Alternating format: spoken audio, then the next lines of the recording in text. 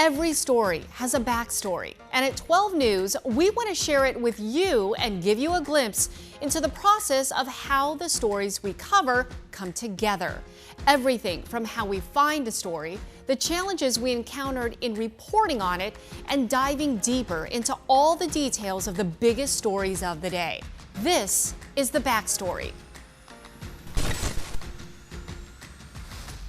Well, it's been a year since Phoenix had to clear out its largest homeless encampment, known as the Zone. It was just blocks away from the state capitol and deemed to be a nuisance for the city. But just because the encampment closed down doesn't mean homelessness ended in Phoenix. In fact, this week, the I-Team took us out on the canal near 23rd Avenue and Indian School, where a volunteer group goes out 5 days a week to feed people sleeping on the streets.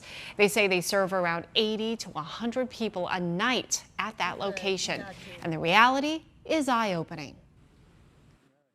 There's prostitution, there's crime, there's overdoses, there's drug sales. Obviously, you look around, you know, under the sign, on the other side at that sign, and to us it's just like ground zero. The I-Team's Erica Stapleton joins us now for the backstory. Erica, obviously you were there that night. What did you see and what did you make of what you saw? I mean, overall it's sad. You know, it's really hard to watch people using drugs. It's really hard to see people staying out in those conditions, whether it's by choice or by circumstance. And something interesting, the guy we went out with, Eric Sanchez, he leads that group of volunteers. He live streams everything. His, you know, might be controversial because not everyone wants to be filmed, of course, right. But he says that drawing attention to these issues has actually brought him more volunteers and more donations because they run everything on donations. So he's continuing to do it. You know, a lot of people were concerned that when the Zone closed, that, you know, people would just move out to other parts of the city. Is that true? Well, we asked the city that specifically, and they didn't really answer it exactly. They said, you know, homelessness has been increasing over the years, and of course people are going to see more of that. But the I-Team actually analyzed data from before the encampment closed to after November 2023, and found that calls for encampments actually went up in the city of Phoenix in those few months after. We weren't able to get data beyond March of 2024. So wow. We'll have to see what's going on there. But I will say too that the city of Phoenix has been working really hard to try and add in shelter space. And when they did clear out the zone, I was told that 82% of the people that were staying in that area took shelter spaces or services when they did make that clearing out effort. So yes, some people moved, right. Yes, some people got help, and yes, there's definitely a need. And at least, you know, they took advantage of those services that were always there. What do you have coming up at 6? Well, one of the other ways the city is trying to tackle this big issue is they have a structured campground. It's called the Safe Outdoor Space, and we are the first media to go inside. It's been operational for about a year now, starting November 1st, so just about a year. So we will have a full tour of that coming up tonight on 12 News at 6. All right, looking forward to it. Erica, thank you. The I-Team is asking districts about safety in schools in the first report of our series, Close Calls. Comes on the heels of a busy few weeks for law enforcement as schools across the state have been inundated with lockdowns and threats. Amid this spike in school threats, we wanted to find out how often guns are actually making their way onto campuses. And it turns out that data is actually not being tracked in Arizona. So 12 News I-Team reporter Bianca worked to find out. Anytime a gun is around, it's dangerous. You never know when it's going to be misused, either accidentally or on purpose. We shouldn't have guns on our schools. We need to protect our children because if you're not safe in school, where are you going to be safe at? February 2nd, 2023, a Red Mountain High School student in Mesa reports seeing a classmate with a gun. By the next period, that classmate is gone, leading to a frantic search of the campus. 2 police officers, the school security team, and all of administration looking to find him. When they do, a school discipline report shows officials tried to grab the student who breaks free, exposing his back and the grip of a tan and black handgun. The school goes into lockdown, and the student was eventually caught off campus. A close call that happens far too often in Maricopa County. We know these kids are getting a hold of weapons. The I-Team requested records on the number of guns seized at the 20 largest districts with high schools in Maricopa County. Since January 2019, Mesa Public Schools, the largest district in the state, has found 12 guns on its campuses. Half of those seizures happened last school year alone, which is why this school year they've installed a weapons detection system. How quickly did your weapons detection system actually detect a gun?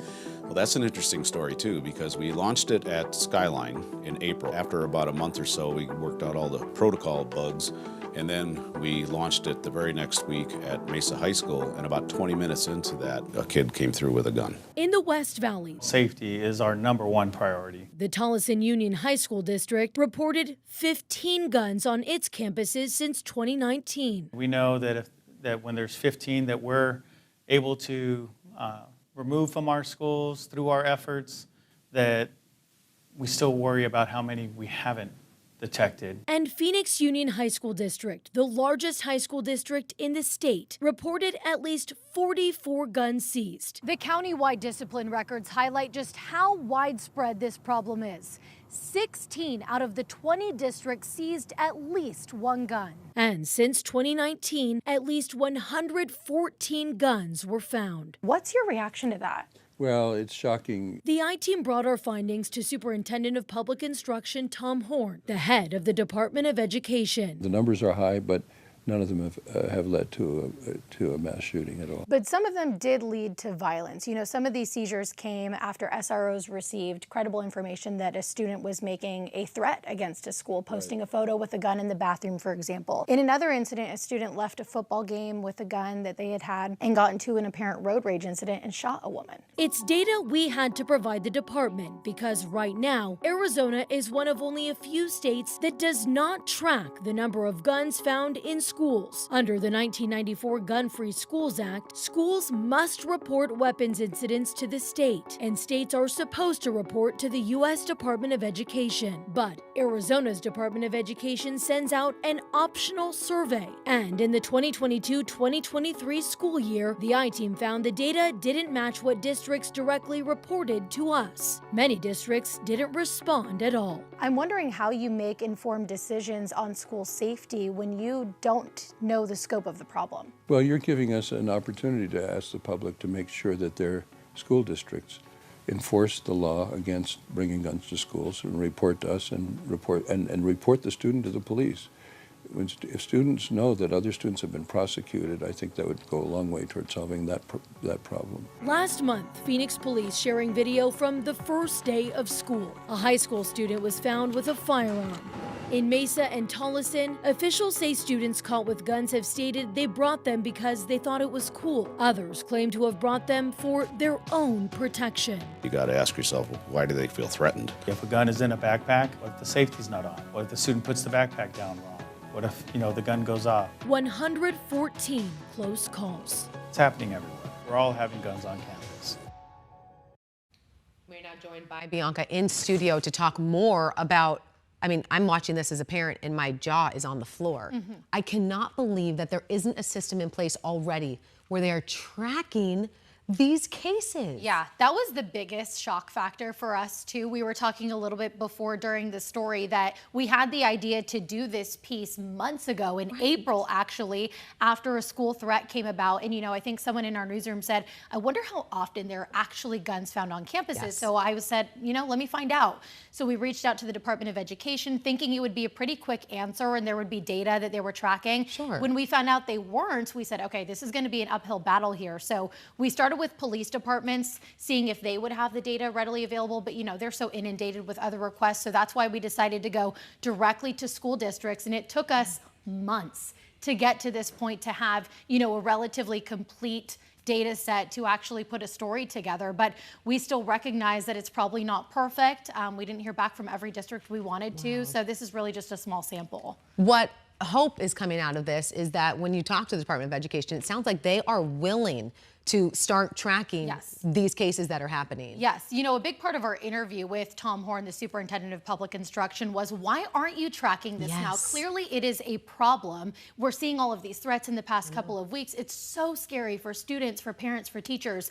So he said there's only so much they can do at the state level, but I asked him if he would support legislation requiring school districts to report guns that they find on their campuses to the state. He said absolutely yes. So we'll be following up on that. You have a second part that's airing tonight at 10, and yet it's pretty wild that this is all happening. This story is all coming together this week, especially on the heels of all of the threats that all across Arizona, across the country, have been dealing with. What's happening tonight at 10? Yeah, so we want to take a closer look at solutions. Obviously, we have identified the problem. 114 guns at least found in Maricopa County school districts with high schools. Only looking at districts with high schools. So what are districts doing to try to get creative to combat this problem and address it? We're sitting down again with Tolleson and Mesa, who we featured in this piece, and talking with them about some ideas that they've rolled out this school year alone to address this issue, ranging from, you know, weapons detection systems, which we talked about there, to a data system that will, you know, identify maybe red flag students who need some intervention. So we'll dive deeper tonight at 10 o'clock. You know, it's interesting. I remember when they made the big change in Mesa to have metal detection at every single high school, and now in some of the junior highs, they're having them there as well. But it sounds like this is a necessary step that unfortunately is the reality that we have to take. Right. You have, you know, of course, you don't want a student to bring a gun to campus in the first place. So how do you solve that problem? You know, somebody a lot smarter than me will have to figure that out. But schools are obviously responding and trying to at least detect them when they're coming on their campus. And so far, as of last week, Mesa had 0 guns on their campuses so far this school year since they've rolled out that weapons detection system. So obviously, if you look at it, you know, from a data standpoint, it is working. It is working. All right, I cannot wait for that. Thank you for watching this week's Backstory. We do this weekly on 12 News at 4. Please join us at that time, or you can watch us on our YouTube channel and right here on our 12 Plus app.